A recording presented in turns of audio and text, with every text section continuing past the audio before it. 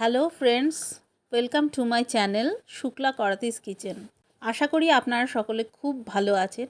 এখন তো বর্ষার মরশুম চলছে, আর এমন মরশুমে যদি গরম গরম কাটলেট হয় তবে কেমন হয় অবশ্যই জানাবেন কমেন্ট সেকশনে। তো চলুন আজ আমি আপনাদের দেখাচ্ছি সয়া কাটলেট বানানো। তার জন্য আমি এখানে নিয়েছি লাল লঙ্কার গুঁড়ো, সর্ষের তেল, ম্যাগি মশলা, 4টে সেদ্ধ আলু, হলুদ, নুন, চিজ, বেসন, পেঁয়াজ কুচি, সয়াবিন আর বিস্কুটের গুঁড়ো। এবার আমি একটা বোলের মধ্যে আলু সেদ্ধটাকে ম্যাশ করে নিয়েছি। এরপরে পেঁয়াজ কুচি দিয়ে দিলাম, এরপরে দিলাম নুন, এরপরে দিলাম হলুদ গুঁড়ো, এরপরে দিয়ে দিচ্ছি লঙ্কার গুঁড়ো, ম্যাগি মশলা, আর সয়াবিনগুলো আমি ছোট ছোট টুকরো করে কেটে নিয়ে ওগুলোকে দিয়ে দিয়েছি। এরপরে চিজটাকে আমি চপ করে ওর মধ্যে দিয়ে দিচ্ছি। এইভাবে সব ইনগ্রিডিয়েন্টসগুলোকে একসঙ্গে মিশিয়ে নিতে হবে।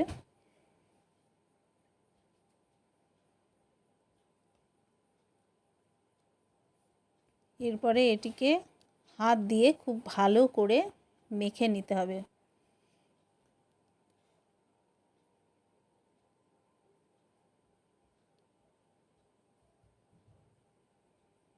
এইবার আমি গোল গোল করে এইভাবে সবকটি কাটলেট তৈরি করে নেব।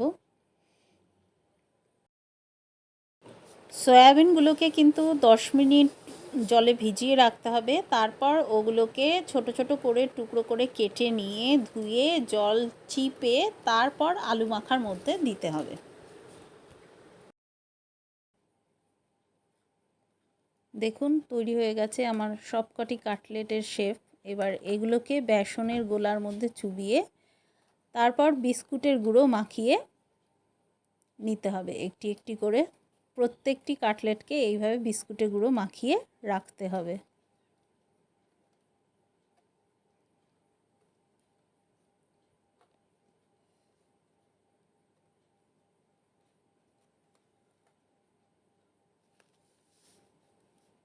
আপনারা এখানে বিস্কুটের গুঁড়োর বদলে পাউরুটির গুঁড়োও নিতে পারেন।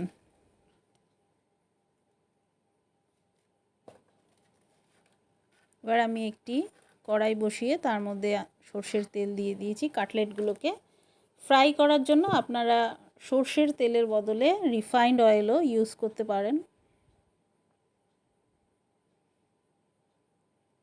তেল গরম হয়ে যাওয়ার পর আমি কাটলেটগুলোর মধ্যে দিয়ে দিচ্ছি।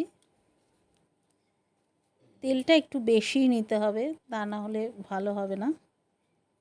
এবার এগুলোকে পুরো লাল লাল করে ভেজে তুলতে হবে।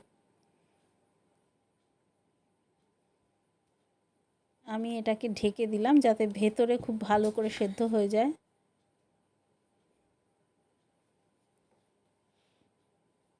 আর ঢাকাটা তুলে একটি একটি করে প্রত্যেকটি কাটলেট উল্টে দেব, যাতে ওই পাশটাও খুব সুন্দর করে ভাজা হয়ে যায়। দেখুন কত সুন্দর কাটলেটগুলো ভাজা হয়ে গেছে।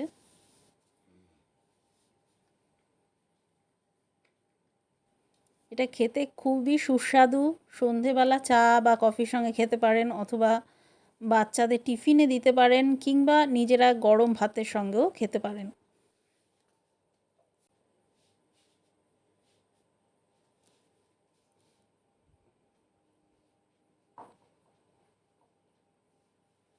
যারা মাছ, মাংস, ডিম খান না তারা এইভাবে সয়াবিন দিয়ে কাটলেট বানিয়ে খাবেন। এটা ভীষণই টেস্টি। এবার একটি একটি করে আমি প্রত্যেকটি কাটলেটকে তুলে নেব। দেখুন কত সুন্দর ভাজা হয়ে গেছে আমার কাটলেটগুলো। এইবার এটিকে একটি প্লেটের মধ্যে রেখে সস, বিট নুন আর কাঁচা লঙ্কা দিয়ে আমি সার্ভ করে দেব।